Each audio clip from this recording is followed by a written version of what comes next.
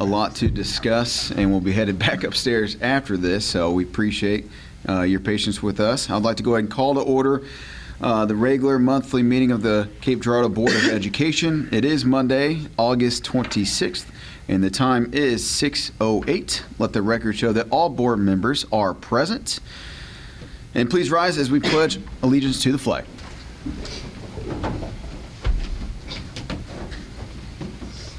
I pledge allegiance to the flag of the United States of America and to the republic for which it stands, one nation, under God, indivisible, with liberty and justice for all. Thank you all. All right, up first we have the approval of the agenda. So board, you have an agenda before you. Can I get a motion to approve the agenda? So moved. Second. Mr. Welker, Mr. Cook, all those in favor, please indicate by saying aye. Aye. Those opposed? Motion carries. Thank you. So up first, we have recognitions. I will say I'm already looking forward to next month because we'll have our little terrific Tigers back with us and celebrate our students. But we do have two very important recognitions that I'm excited about this evening. So I'm going to go ahead and turn it over to Dr. Binion. Our first recognition is Teresa Taylor, if you'll come up here. She is our regional teacher of the year. We get to honor you last board meeting, but we're glad you're here. We're so proud of the honor the regional teacher of the year. Ms. Taylor is in her 25th year as a business teacher at CHS. She wears many hats, many hats. Serving as the billing tech support, managing the school's social media website, and is the advisor for FBLA. Sometimes she'll invite me to come and speak to them. Very rarely.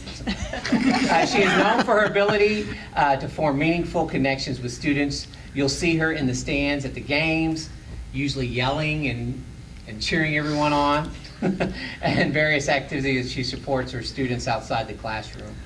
Ms. Taylor, congratulations to that. And then she will be honored on October 21st. 12th. Backwards. Okay. October 12th, I knew it was in October, for the state, within the state. So we're excited for you, and you've worked very hard to get this honor as well. So thank you. Come on up here, we're going to get you a picture. You're going to have to come to me though. And I forgot to say the most important thing that she does. Oh yes, the most important thing that she does is her bringing me brownies. And she survived teaching me. That is true, that's even worse. Now, he was an ideal student. Okay, I can't say it with straight face. I wasn't hot on the mic. Fantastic. Thank you. I won't bug you too much. I'll send some brownies with my list of what I want. Next we have Nancy Strothman, who is our Root Ed advisor, but she does many hats. Other than the Root Ed, she works with our high school students to get them on the right pathway and for graduation. So I'm going to have her kind of come up and talk a little bit about Root Ed. We did get the grant again this year. Just a brief overview of what you do, and then also a little bit about Root Ed if you don't care. Uh-oh. Here you go. We're just making you nervous, Nate. Microphone too? Yay! Hi. Is it working? Hello? Oh, I guess I'm not close enough. So I'm Nancy Strothman, and I'm the College and Career Advisor over at Cape Central.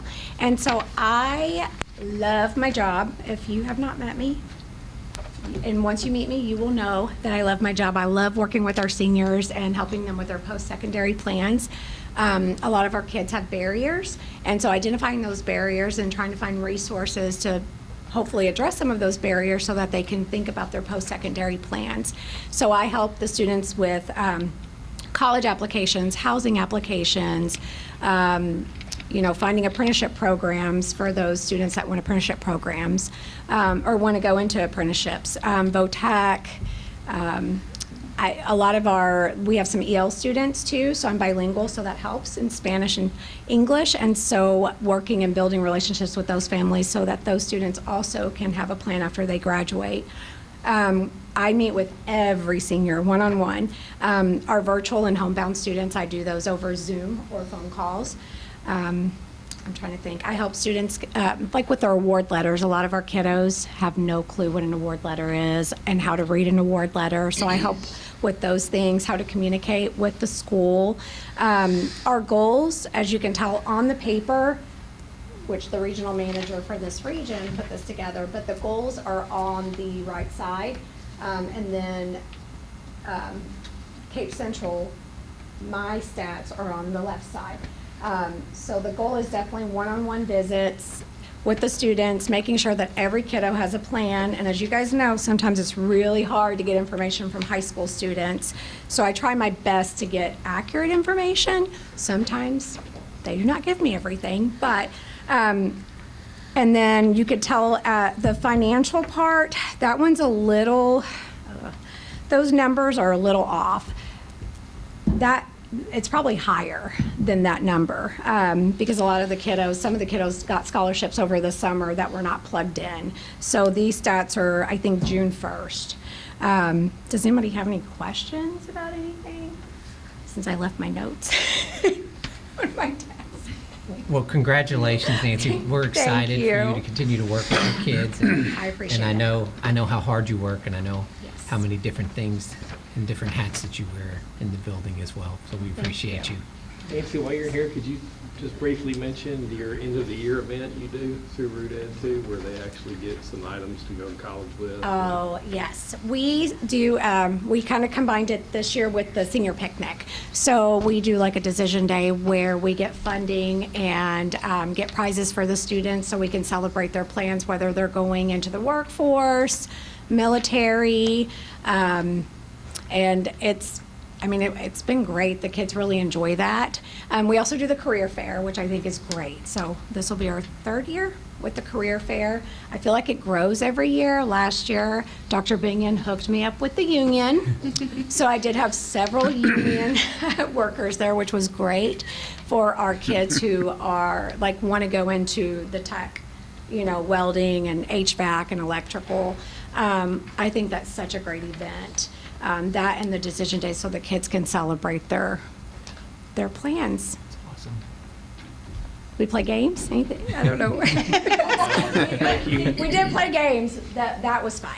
ABC Today helps me coordinate both of those events, so I could not do it without their help either. And how much did you raise in donations last year for sending off items? I think you had told me one time you had so many gifts that could be given out or...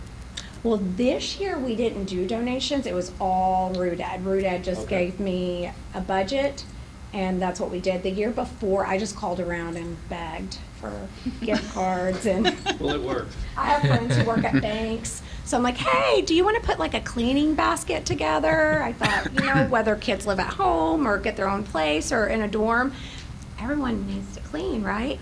Bedding, so we had things donated. Target's always such a huge one. They always give us gift cards, and they will give me gift cards too for FAFSA Frenzy.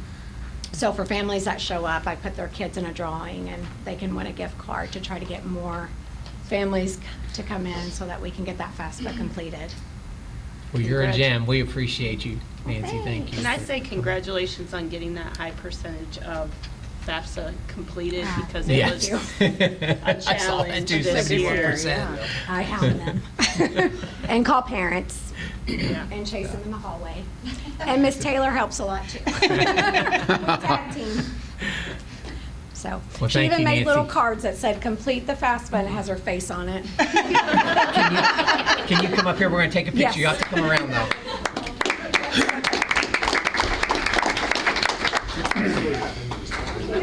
No, it's okay. You might be hobbled over to it, probably. No, I'll get it. Keep pushing it further. Someone's gonna steal this. What happened to your foot? Tore my Achilles tendon. Can you hold on to it over there? There you go. Thank you. Congratulations. Thank you for coming in.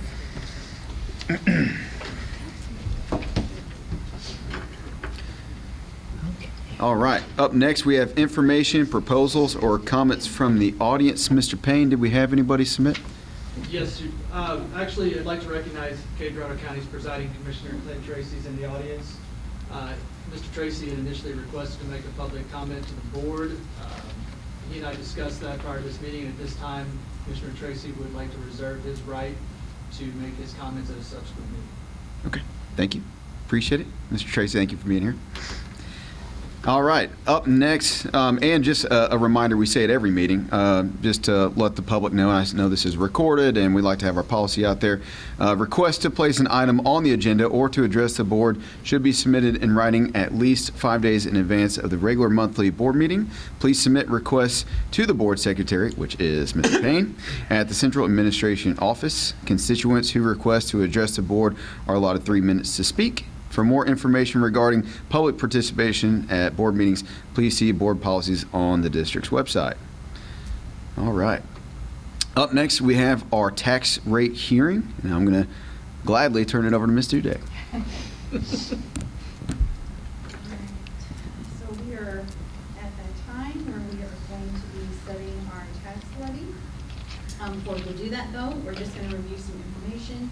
I just want to keep it short and simple. If you pull that up, okay, so the top section is the assessed valuation numbers that the district receives from the county clerk's office. The number you should focus on is the $815 million, the adjusted assessed valuation on which tax revenue is received.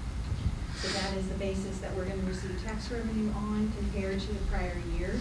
It's up a little bit under 1%, which this was a non-reassessment year, so that's pretty typical for us. And the new construction, the CAPE is a little over $16 million, and that number is included in the $815. When you go down, you can see the tax levy that I am proposing, and it compares it to prior year, and what you will notice is the ending total levy is 4.1567, which if you've been on the board long enough, probably have that number memorized. We promised the community back in 2010 when they approved our bond issues that we would not raise our tax levy, and we are committed to that, so we are keeping it at 4.1567. We do change it among the funds from year to year. So this year, the incidental fund, which would be our operating fund, we're proposing a rate of 3.5719, and at 100% collections, it would bring in a little over $29 million. We usually average about a 98% collection rate. Debt service is a little different. Debt service, because we have issued general obligation bonds, we have to have a levy in debt service, so you will always see a levy there. This year, we are not levying anything in capital projects. We have moved that 25 cents back up to the incidental fund. So total new revenue for the district is $901,857, and that number is a calculation that is basically comparing the revenue from the prior year of the incidental fund only to what the current year is. Does anyone have any questions?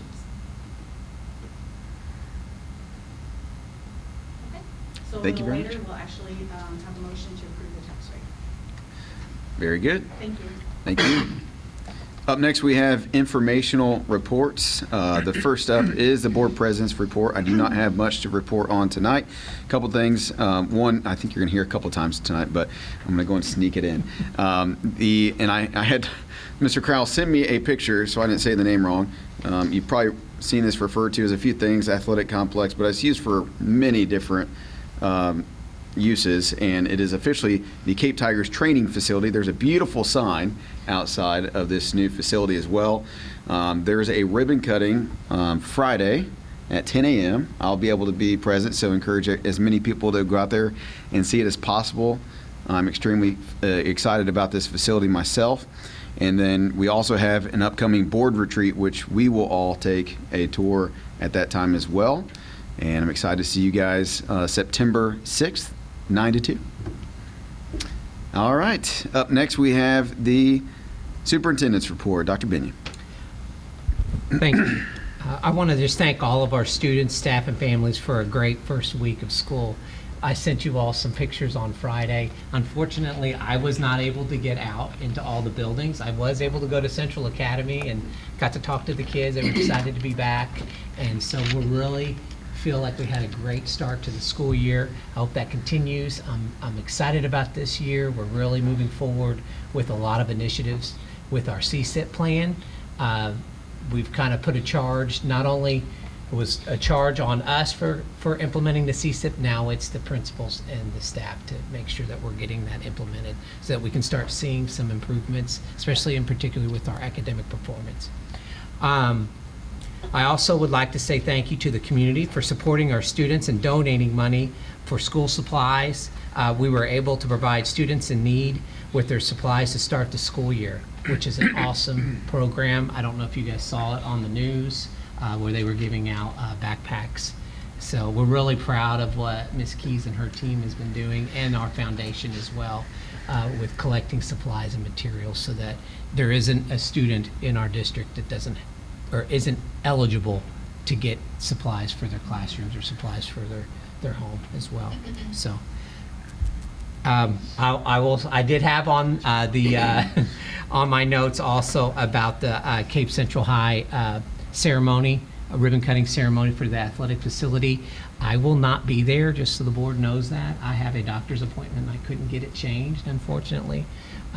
I think it's important that I go to this so I can start walking on my own at some point in my life. If you all don't know, I did tear my Achilles tendon, and I've had to have it repaired as well. So hopefully, Tell us how you tore it. playing pickleball. Thank you for bringing that up, Crystal. I appreciate that. But anyway, I appreciate your compassion for me. Anytime. But it's just been a great start to the school year, and I'm just super excited about some of the things that are going on in the buildings. I know Mr. Moyer is going to talk a little bit about his data with our athletic youth program.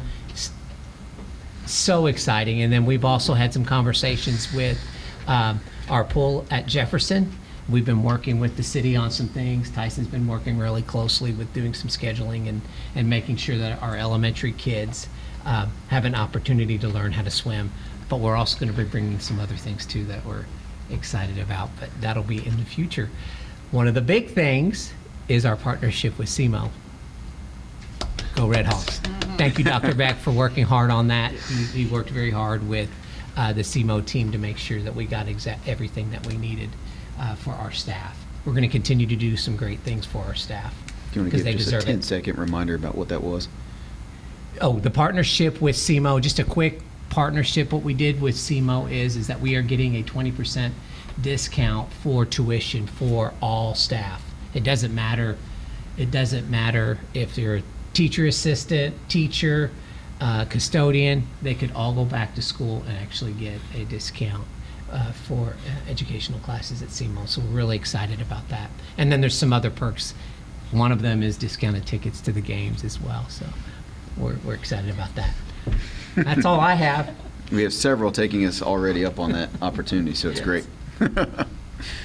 All right. Up next is our CSIP/program evaluation. So CSIP stands for Continuous School Improvement Plan. So every month when we discuss these, you'll see beside youth sports, you'll see Elevate 5 and Learn 1. Those are connected specifically to our CSIP, Continuous School Improvement Plan. So up first, we do have youth sports with Mr. Moyers.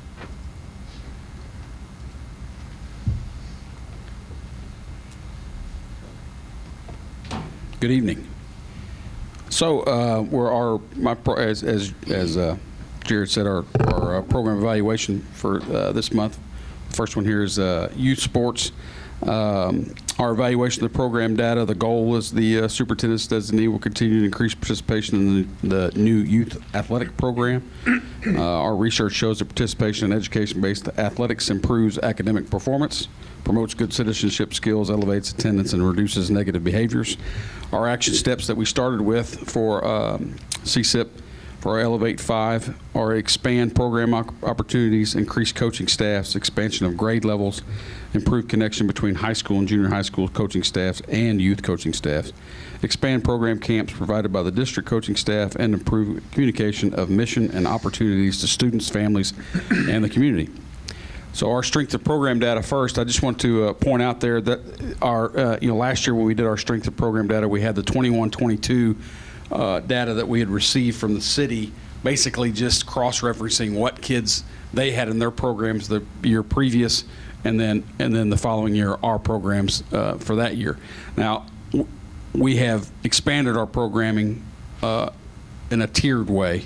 The first year, if you remember, we just had 3rd, 4th, 5th, and 6th in basketball, soccer, baseball, softball, and track. The following year, we added flag football, cross country, and volleyball, only in that 3rd through 6th, and we expanded those previous sports into the 1st and 2nd grade levels. This fall, we've expanded flag football, cross country, and volleyball into those into that 1st and 2nd grade levels. So this year will actually be the first year we're fully integrated in the sports that Cape Parks and Rec currently supports, and we'll talk a little bit about that later on as well. So number of students participating. I know I told you at the end of last year my goal was to get to 1,000 students, and I thought we were close to that in the 900s numbers. Now, if you look at that, the number of kids that actually participated. So what's important is that the data shows that those are the kids that actually not only signed up but also completed a season. All right, so that number is a little bit smaller, but partly because I do believe there's students out there that, hey, I want to do that, and then they realize maybe they don't. So, and we do have that. That's a challenge of ours throughout the course of the year, depending on the sport. So those are the numbers that are specific. And as you see, there was a large raise in the number of kids that are participating. Part of that is obviously the expansion of 1st and 2nd grade and other sports that we did this past year. If you go to that next chart down there, Jamie, this is just of the sports that we currently support. Again, the 21-22 line at the beginning, but then as the growth has happened in the expansion of the grades, but also in the expansion of the sports. As you can see, we didn't have any data from flag football and cross country or volleyball because we didn't do it the year before. And again, those numbers are up. Flag football's sign-up period ended last Friday. We've got 147 kids sign up for flag football compared to the 91 last year. Volleyball's up about 30, and again, I attribute that to the 1st and 2nd grade. And cross country's up they're about double. They're at 46 students for cross country currently. So we've had great increase. I will note the negative increase, or the decrease, negative increase, holy cow. The decrease in track and field by 8%. I do attribute that to a couple things. Number one, track and field was always the cheapest thing that you could do for Cape Parks and Rec. So a lot of those kids were doing that. And now some of them have migrated to the other sports, whether it be soccer, track, or softball, baseball, during that time period. So we still have a lot of kids running track, which is great, but some of those have migrated to others or are doing both. So there, that next part, we have expanded our program opportunities in year 2 to include flag football, cross country, and volleyball. Our coaching staff numbers were enhanced by district staff taking advantage of career ladder opportunities. But we always are looking for coaches. So if you're interested in giving back to your community, you're more than welcome to give me a call, and I promise you I can assign you to a team. Grade levels were expanded to include 1st and 2nd grade in the sports of basketball, soccer, baseball, softball, and track and field. District coaching staffs have increased the number of camps and youth-related activities exponentially. I'm really proud of our coaches. We've challenged them to put out camps more often. You'll see flyers coming out soon. We'll have not just camps, but also opportunities to engage youth. Next week, Jessica Compass, our softball coach, is having all of the softball kids that played this past summer out for a practice at the field. So we're inviting them to that. And then 2 weeks later, they're having a Future Tiger Night where they'll invite those kids back to be recognized. A lot of our programs are doing that across the district. And you'll see more of those flyers as they come out. A program handbook was developed and distributed to parents as well as posted on the district website. It just gives the whole program and when those dates are, and we send it out at the beginning of the year. Concerns regarding program, finding qualified coaches is always a challenge. It is currently. I'm still looking for flag football coaches for our season right now, so if you know of anybody that would be interested. Talent disparity is a concern. This is something we've addressed with the city. Sometimes what you don't want to have in youth sports is someone disgruntled or not discouraged to play because they got their head beat in 20-1 in a softball game. I blame more of that on adults than I do the kids, obviously. And what we do is try to coach either those coaches that are in our system, or the city does a really good job of contacting those coaches and say, hey, that's not what we're here for. We're here to provide a good opportunity for our kids to participate. And so we are constantly working on the best way to address that issue. Maintaining momentum in a positive outcomes and eliminating any barriers to participation. We do a great job of making sure our kids can get equipment if they need it. If they call us, hey, we find a way. And we've got great partners that allow us to do that. Convincing non-participating families of the overall worth. Again, that's just, I think, if you produce good product, you have a good product that the city's helping you with, they're going to end up going, okay, I want to be a part of that. And you guys know how that works, right?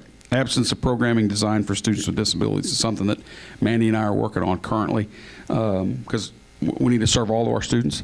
And Special Olympics is a great, the people I work with at the city are also the Special Olympics directors for our region.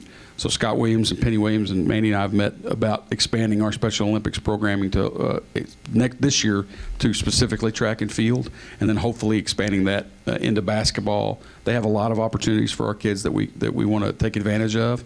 The state of Missouri is actually MSHA is pushing unified sports and specifically in track and field. So that's something that that's where students with disabilities and students that don't work together in a track and field meet, which are awesome. So that's something that's an emerging sport in Mission now. So it's something, once we get that program going, that was something we would look forward to expanding it to. Our program goals: expanding program to first and second grade in flag football, volleyball, and cross country this fall, which we've done. Expand programming through Special Olympics to increase participation of students with disabilities. Target accessible coaches early and provide them with adequate training through our Cape Girardeau staff. And expand programming to swimming, golf, and tennis. Those are in the works now with Cape Parks and Rec to expand, hopefully, swimming this winter. There's a little bit of a gap between our fall and winter sports, and then golf and tennis in the summer. Overall performance, I believe it's above average. The success of the initial year of the program exceeded our expectations. Expansion the second year had its growing pains, but we were able to provide quality opportunities for our students to participate. There are always areas for improvement, in my opinion. We have a willing and committed partner in the Cape Parks and Rec Department who also has the goal to provide quality opportunities for all students that participate in their leagues. Working closely with them to identify and implement strategies to improve our current leagues and expand our offerings will be paramount to our success. It's just, they've been awesome. They've done a great job of, it's really mutually beneficial for both of us, obviously. They get more teams in their leagues, and we get the opportunity to put our kids in those leagues. So it's been a great success in that regard. Does anybody have any questions about this? I would just add that the QR codes outside the schools on your signs have been huge. I hear kids talking about them all the time. Oh, good. Yeah, we were putting posters in the signs, and one of my former students, actually, Trevor Moorhead, he said, "Hey, Coach, these kids don't carry cell phones, bud." Man, what a great point. So we put yard signs outside. You saw that, and I was like, hey, he enjoyed pointing that out to me too. Anybody else? I do have my district athletic report that I normally go over to go ahead and go with. If you guys are, unless you have any more questions about that. Question. I see the budget's $150,000. Is that about what we're spending a year? Yes, pretty close. What an amazing value to serve so many kids for such a small number like that. I mean, really, per capita, that's amazing. And I was, as Lindsay would tell you, I was under budget this year. Hey. We get lots of community donations. Yes, And we're it's very a blessed. partnership with the city as well. The Parks and Recs does Yeah. a great job with our But I mean, when you look They at give us 700 kids participating, Yes. you know, till the end of the season, what an amazing value that is. Like, This that's is an great. unbelievable The partnership. numbers are amazing. And really, the 7:30, I will point that out to you. Great point. And it's, if it was just 7:30 for those kids, but also if you look at the number that are participating total, 1,387, those were individual. So 7:30 means those were sports. individual, unique kids, but there were Some of them 1,387 came back kids. three. Yes, or three. Got it. Okay. Right, I right, know what right. I wondered spend for about one that. of my kids to be in a sport, and it's a lot more than $500 a year. Right. Some of them, it's over $500 a month. So I mean, I think that's phenomenal. That's awesome. Thank you. So our high school and junior high athletics fall practices are underway. Our first contests are this weekend with soccer, volleyball, tennis, softball, and football all competing. Our first term football game is Friday night, and we'll be having a Tiger tailgate. You should see a flyer coming out about that. The Booster Club is sponsoring the first tailgate again. We appreciate them with free tickets and food for the first 500 Tigers. So come out and support the football team on Friday night. We play New Madrid. Hopefully the heat will break by then. Elementary, middle schools, flag football, volleyball, and cross country are all starting practices soon. I do want to bring up something that Dr. Binion mentioned a while ago. All of our elementaries are the first one. Blanchard started today, so they go to Jefferson for swimming. Our third and fourth graders get 6 sessions, so every third and fourth grader gets 6 swimming lessons with Coach Powell across the district, and then our fifth and sixth graders get 4 lessons. Partly we dropped down because number one, they're getting a little older. Plus they get an opportunity to go during summer school as well. So every third, fourth, fifth, and sixth graders getting at least 4 swimming lessons across the district, which is something that the school district promised in what bond issue? 2019's bond issue when we built the pool. So we're excited about providing those opportunities. Obviously, the SEMO partnership we're excited about. 20% off your tickets. Go Red Hawks. Go get your tickets. And again, that's for all CGPS employees to be able to purchase those for a discount. It's awesome. One other thing, High Five Fridays this Friday. Hopefully you'll hear from your students about High Five Fridays. Fall athletes will be out all across the district high-fiving our students as they enter the building. Friday morning, those athletes will also be leading a short assembly with students discussing values of our Tiger athletic teams. First up is T for Teamwork. That's on Friday. There are 6 of these all year, 2 for each sports season. And Jamie's got the thing up that we've got. We call it Roaring Together. So those are all, if you'll scroll down a little bit, Jamie, that just some things that we're going to be, those school-wide assemblies. The last one will be Friday before MAP testing. So our athletes will be in the buildings encouraging kids to do well on a MAP test. So, thank you very much. Any questions? Thank you. Thank you. Well, Dr. Beck, the pressure is on because he just got a round of applause. Portrait of a Graduate, Learn 1. Thank you, Mr. Ritter. I will not be mentioning any positive decreases or negatives. Because as we've outlined in our continuous school improvement plan for Learn 1, Portrait of a Graduate, this is actually the first year of full implementation. So this process started with Dr. Binion and the approval of our continuous school improvement plan by the board itself the previous year. At that point, we established our advisory committee, which was made up of the district administrative team to design what Portrait of a Graduate would even look like at that point. That really focuses on the 5 essential skill components, so communication, collaboration, critical thinking, adaptability, and being a responsible citizen once they enter into the world.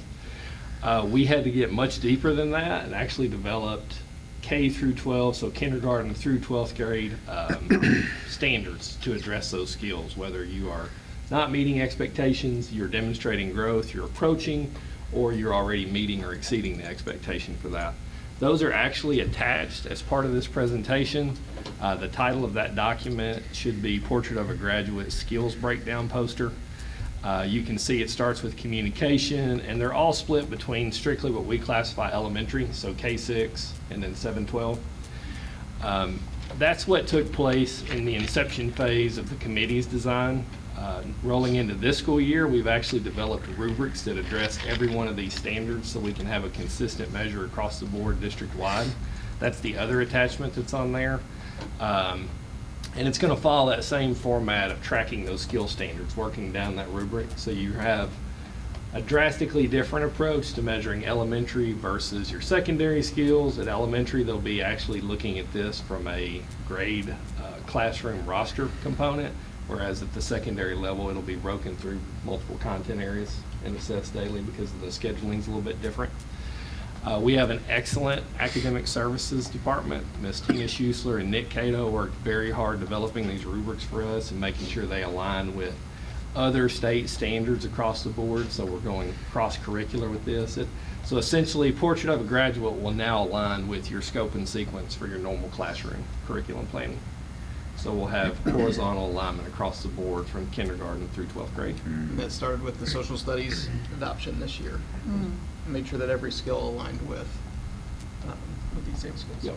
We stole the actual model to build the framework from North Carolina because they're a state that they actually mandate when districts release continuous school improvement plans, they have to use Portrait of a Graduate, and they have mandated skill components throughout the state. So once we saw what it looked like on their end built out, we were able to kind of work on ours to get where we needed to be. This will actually start being measured as quickly as this first semester of school. And that'll be on report cards for parents to see. I was going to ask that. Okay.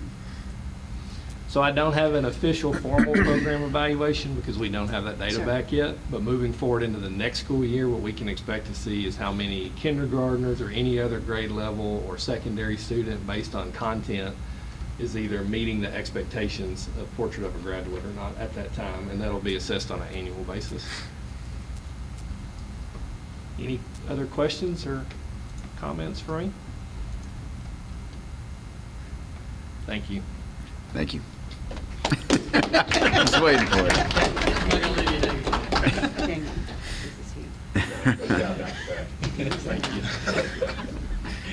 Positive reinforcement. Up next, we have the Academic Services Report. And first up is CHS Freshman Retention Report.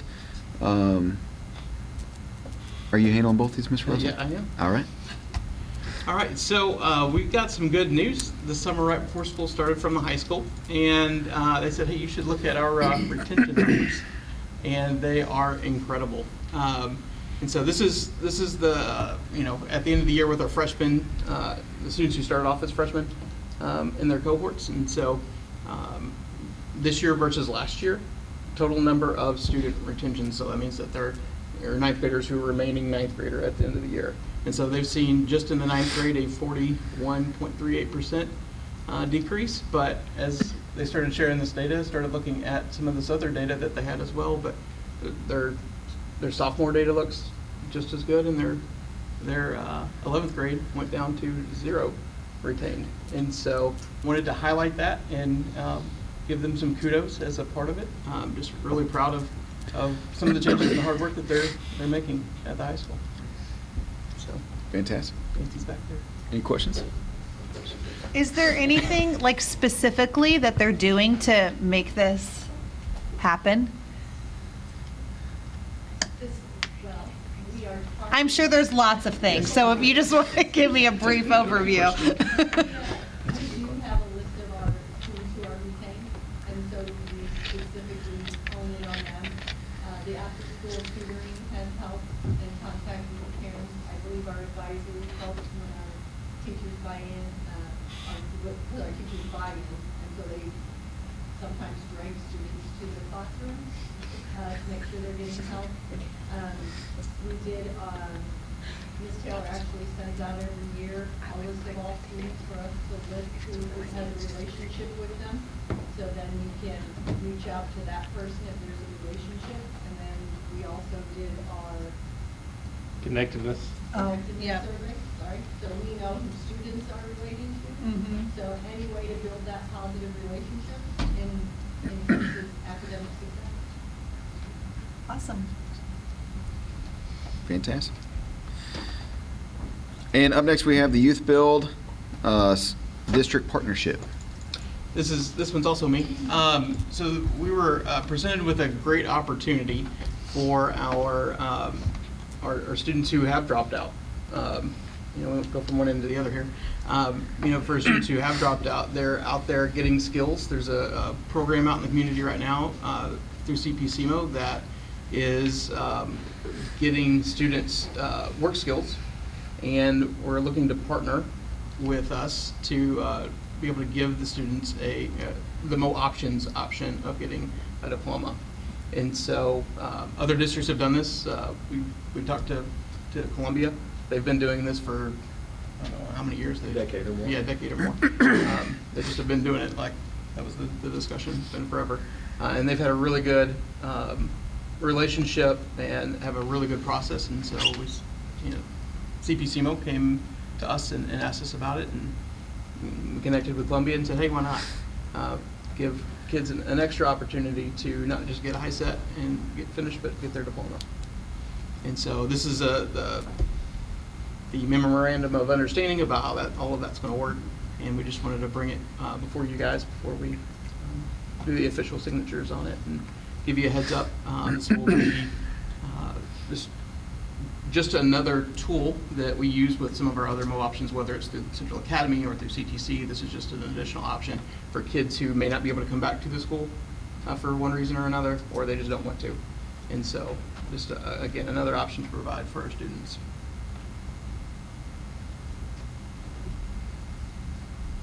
Any questions? I like it. Thank you. Up next, we have our Community Teachers Association report. Mr. Loppy's with us this evening. Welcome. Is this still on? I guess it is. All right, we'll start with some shout outs from different buildings. So at Alma Schroeder, they want to give a shout out really to everyone. They feel the school looks phenomenal with all the cleaning, painting, waxing, and updates throughout the building. Classrooms look amazing with all the work that teachers have been doing to prepare for the new school year. We are more than colleagues, we are family, and they're simply the best. They also wanted to just give a shout out to Sarah May, Jessica O'Gwen, and Jennifer Schroeder for taking so much time out of their days this first week to get things ready for 2 classrooms that suddenly needed a substitute. At Blanchard, they want to give a shout out to Tara Bova and Bryce Peacock for always planning such amazing PD. They are rock stars. Someone wanted to give a shout out to Sheridan. They are so amazing. Thankful for him being our tech guy. He comes in and out of the building and is so patient and helpful, and they really appreciate them. At Clippard, they want to give a shout out to Amelia Collier, who keeps Clippard running, especially at the beginning of every year. She is always willing to listen, even though she has 10 things going on at once. We couldn't function without her. They also would like to give a shout out to the custodians for having the building looking great for the school year, especially Mr. Matt, who agreed to do the interview with KFES 12. It was a pretty cool story for sure. They also would like to give a shout out to Sheridan, the tech guy, saying that he's very patient and attentive and attention to detail, and that's awesome. At the CTC, Emily Elliott for consistently assisting with tech issues and always being available to answer questions. They also would like to give a shout out to the custodians for having the building looking great.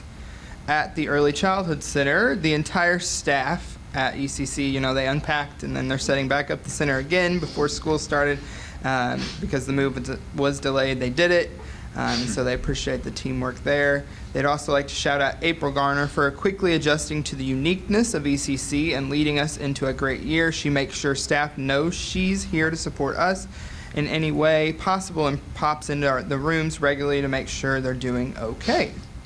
At Franklin, another shout out to the custodians. Again, we have to shout them out this time of year for sure. Mr. Keith at Franklin, he's a rock star. He goes above and beyond to ensure the building is clean and safe for the students and that our teachers have what they need. Franklin is very lucky to have Mr. Keith. Nurse Julie has been working diligently to meet new families while still meeting the needs of all current students. She never slows down. We appreciate all her extra time and dedication to our students. And then Franklin would not function without Miss Carissa, so another shout out to our admin assistants there at the front desk. She knows the answers to all questions and shows patience and kindness to everyone she meets. Miss Carissa is one of a kind, and we don't know what we do without her. At the high school, Day Paterimos. I was looking at Miss Scheller. Were you trying to pronounce? I think I pronounced it right. Him and Derek Gahn and their teamwork have worked super hard to get the school looking and working awesome. Much appreciated.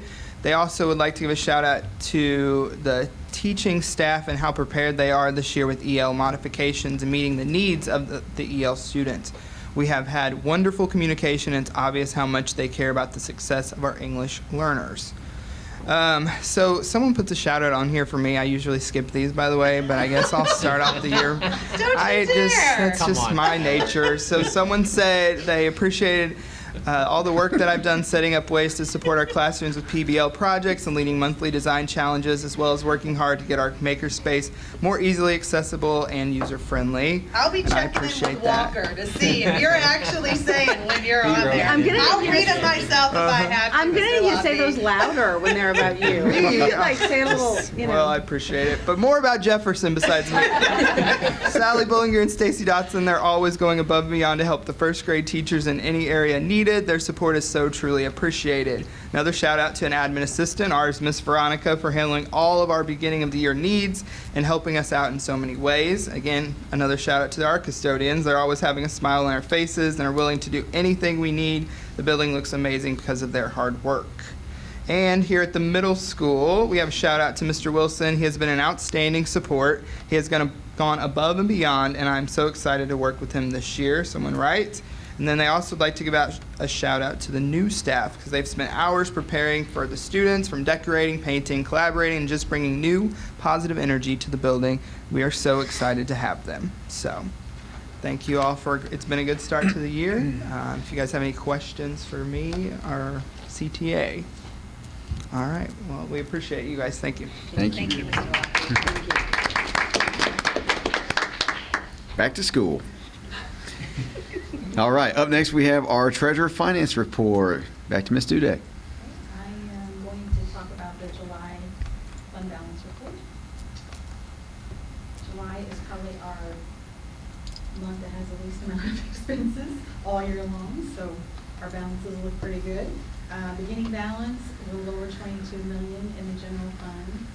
Revenues were $948,000. Expenses of $1.3 million, leaving us with an ending fund balance of $21 million. Special revenue fund carries an actual fund balance this time of year because in July, most of our certified staff does not receive their first paycheck until August.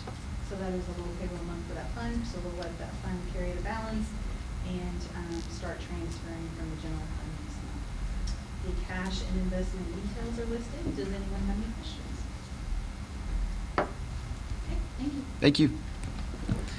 Up next, we have our board reports for this evening, and first up is MSBA delegate report. Dr. Fagley.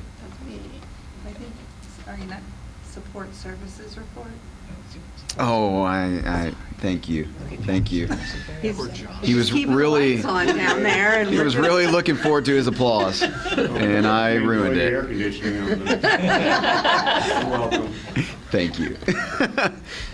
Before we get to that, we have our support services report with Mr. Crowell. Good evening, board. Just a quick recap of how the school year started off. Tyler did a great job of recognizing our custodial and maintenance staff as far as getting the buildings ready for the beginning of the year. We really want to thank all of those staff members for all the hard work that they completed over the summer and continue to do so while undertaking major construction projects that we've had ongoing. As Mr. Ritter explained earlier, ribbon cutting ceremony this coming Friday at our training facility on the campus of the high school will be taking place at 10 a.m. So we encourage all community members to come out, take a look at it, see how great that facility is going to be for our entire school community and greater community in whole. Our Red Star project is getting closer and closer to the move-in now that the main panel's installed and all utilities are finally switched over to the new utilities that Ameren has put in. There's still a few things that Ameren has to finish up. The utility poles that are on the backside of the building still need to come down. They're reworking supply for some of the surrounding homes there, but that'll all be taken care of before to start on October 20th. So it's really amazing, and I believe you're going to be taking a tour of that facility as well. And then a reminder of our CTC welding lab that's taking place, and it's being added onto our MAC building on our CTC campus. And that's going to more than double the size of our enrollees within the welding program. And it's also going to allow us to give advanced certification to area welders and area industries to help enable their fabrication methods and so on and so forth. So it's really a phenomenal addition to our already outstanding program. With that, our transportation is often moving, no pun intended there, with our buses. We appreciate all of our parents and families and guardians understanding some of the long rides that we've had. Just today, Mandy and I met with representatives of Robinson Transport. We're actually adding a new route into play for our special needs students. We had some of our students get out of school at 3:20. We're not able to get the buses on time because we have the ridership of those buses and those services has greatly increased from last year to this year. So we had some kids not even getting on the bus until close to 4 o'clock and then not even getting home until close to 5, and that's just unacceptable for us as a district. So we're adding an additional route on that, and that's well within the contingency of what we have planned in transportation yearly. So again, some of those stops be shifted a little bit as we start seeing trends. That's why we do not bring the routes to you until September for board adoption, because we want the dust to settle a little bit. Sometimes families move over the summer, we don't have those new addresses, and as we see that, those trickle in, we need to make adjustments to the stop to keep them up to date. So food service is also doing great. Our participation numbers in that have not seen a declines so far. For a comparative year-to-year review from where we were at last year, we continue to be a CEP district for both breakfast and lunch. And the feedback we receive from that from the greater community is always welcome, that their kids can eat for free if they so choose to do so. Moving on to one of the bigger, more exciting plans that we have coming on, if we plug into our support service report, is I wanted to give you a roadmap of what our long-range facility plan will look like. So we have that displayed up on the screen in front of you. Some of the dates we're going to be shifting to make this a little bit of a more quicker process, but we have a lot of room in here for play. So the dates of October to March, that'll be condensed, and then what you see coming in the spring, that'll be condensed as well too. So you'll get the plan sooner than that. But this kind of outlines the process in which we're going to be following. We have a meeting Wednesday morning with representatives of IDS, who was the company that you all chose through the RFQ process last year. And we're very excited about the opportunities that our staff, our administration, you all as board members, and then also our greater community members are going to have an opportunity to help develop this 10-year plan. As a district, we've never had a 10-year facility long-range plan. Typically, we operate under a 5-year plan, and the last one that we did was in 2019 with Prop Y, that bond issue. And so this is really reaching out into the future. We're going to get into details such as, you know, if we're offering certain levels of curriculum and certain guided modeling practices and so on and so forth, are the 4 walls that we're in actually designed to help deliver the best curriculum that we can. And so things of that nature are looking, or things of that nature are going to be looked at. But we're also looking at the life expectancy of what our current hardened structures are, you know, so the roofs and the parking lots and the HVAC. You know, our last bond, we did a lot of updates to our HVAC and some of our parking lots, but not all of them. With operating 14 to 15 buildings in our district, we can't do all of those types of jobs in one bond, so it has to be broken up among several. So again, really excited about what this process is going to bring, and all the various stakeholders are going to have input on, and then to propel this 10 years down the road is extremely exciting. So with that, that is my report. If you have any questions, concerns, or comments, please let me know. Well, we couldn't have skipped that. That's right. Now we have our board reports. Now we have our board reports, thank you, and a little bit of prep time. And first up is our MSBA delegate report with Dr. Fegley. I don't really have anything to report right now. We're kind of in a dead space. There will be stuff coming up as far as advocacy platforms, but there's not a lot right now. Yeah. Thank you. And up next, our legislative report with Ms. Flinty. Same for me, nothing really to report right now. Legislation is not in session. So session begins again the middle of September. So might have an update the next time we meet. Thank you, thank you. And up next is our Cape Public School Foundation report. You got that from Ms. McDonald? Yeah, Amy McDonald sent me some stuff. Some of this repeats something that Dr. Benyon said, but with financial and supply donations, we were able to help all families that wanted help with back-to-school supplies, and they were delivered to each classroom. Innovative teaching grants are due by September 19th, and those will be awarded in October. And then way in the future, the Penguin Party is Saturday, February 8th. It'll be here before we know it. So put it on your calendars. All right, thank you. Up next, we have our approval of consent agenda items. These were sent out previously for your review, for your questions, board, and we have a short list today, so I'll actually go ahead and read them. Minutes from the July 22, 2024 regular meeting, the Board of Education, payment of bills, and facility use agreement with the Boys and Girls Club. Any discussion? If we want to talk a little bit about the facility use agreement with Boys and Girls Club, currently they're using the house that's right there next to the junior high. That space is going to be needed for Care to Learn. So at this point, we're extending the lease out. We wanted to give them some time to find another place, so we're extending it out to the end of December so that we can do some renovations and get it ready for our Care to Learn house is what that's going to be. That's what that agreement is. Very good. Can I get a motion to approve the consent agenda items? So moved. Second. Mr. Welker, Mr. Cook, all those in favor, please indicate by saying aye. Aye. Those opposed? Consent agenda is approved. Thank you. Up next, we have our business for this evening. And first up is the approval of the tuition rate for the 2024-25 school year. The recommendation here is to approve the 24-25 out-of-district tuition for elementary and secondary students at a rate of $11,000. Can I get a motion to that effect? So moved. Second. Discussion. How many students do we have paying that tuition rate at this time? So, I do not know if a student is entering high school this year, but we did have one student whose parents were paying tuition. This mostly applies to students who are living in a K-8 district.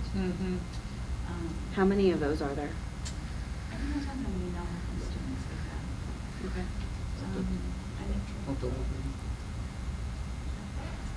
So it's about 25. I know that whole one's just a little over $200,000. Okay. Yearly tuition.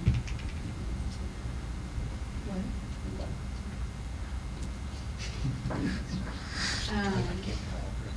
This is an increase of $500, which we'll be doing consistently.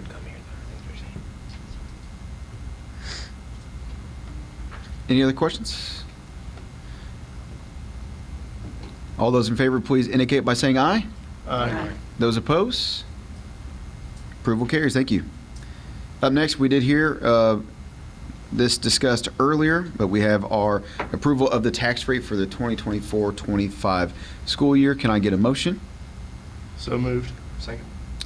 And discussion. The recommendation, as you heard earlier, was to set the 2024 property tax rate per $100 at the total levy of 4.1567. Discussion.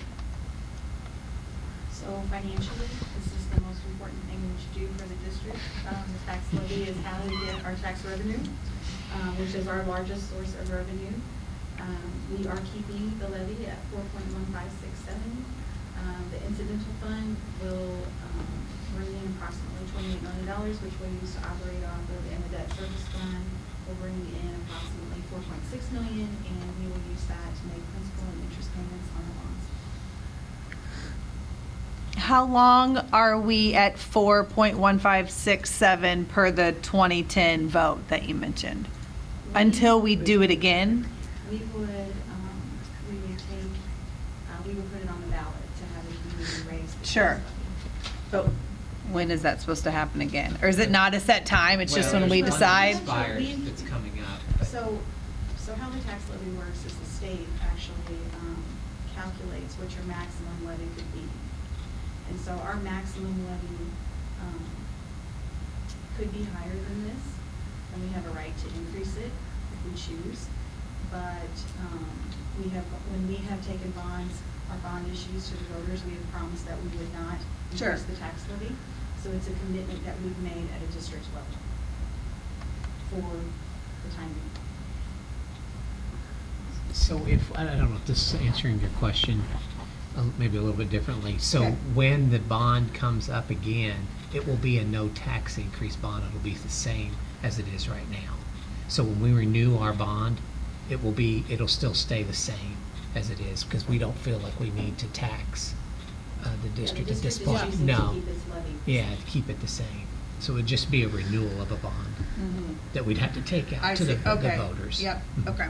Think of it this way, it's like a home equity loan in a sense. We have enough of that built up within our district that we can push out that no tax increase. Yeah. It'll be a no tax increase when we renew the bond.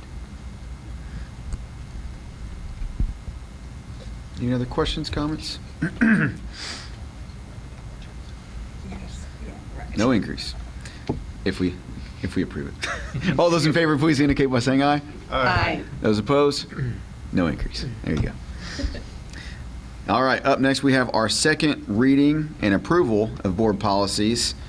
I'm going to go ahead and read each one for you, not in length, just the titles. Policy BDC, closed meetings, records, and votes. Policy FFA, memorials on facilities and grounds. Policy IND, ceremonies and observances. Policy JECA-2, eligibility to enroll. Policy KG, community use of district facilities, 17C. Policy DFI-2, setting tuition for district programs. Policy GBEBC, criminal background checks. Policy JEC-1, school admissions. Policy JO-1, student of records. And policy KH, public gifts to the schools. Can I get a motion to approve these policies? So moved. Second. Mr. Welker, Mr. Cook, discussion.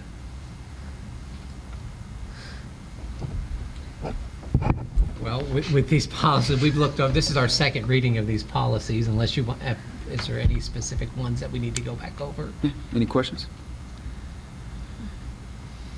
Ready to vote then? I didn't get an applause for reading those correctly. Hey, all right. That's a lot of letters. It's a lot of letters. All those in favor, please indicate by saying aye. Aye. Those opposed? Thank you. Those are approved. Up next, we have information and proposals from board members. Do we have anything this evening?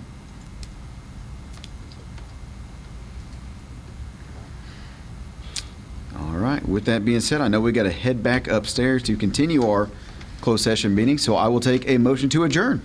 So moved. Second. All those in favor, please indicate by saying aye. Aye. Those opposed? We are adjourned. Thank you.